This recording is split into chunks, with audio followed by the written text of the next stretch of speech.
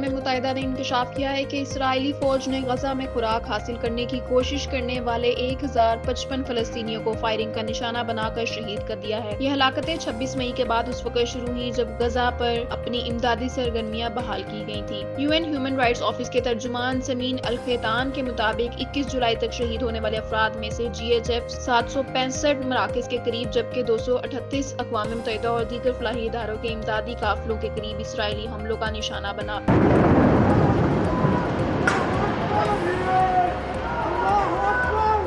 اقوام متحدہ کے مطابق یہ اعداد و شمار گراؤنڈ پر موجود میڈیکل ٹیمز، انسانی حقوق کی تنظیموں اور امدادی اداروں سے حاصل کردہ قابل اعتماد ذرائع پر مبنی ہیں۔ واضح رہے کہ 7 اکتوبر 2023 کو حماس کے حملے کے بعد شروع ہونے والی جنگ نے غزہ میں شدید انسانی بحران پیدا کر دیا ہے، جہاں 20 لاکھ سے زائد افراد خوراک، پانی اور بنیادی سہولیات کی قلت کا شکار ہیں اور انسانی المیہ بدترین صورتحال اختیار کر چکی ہے۔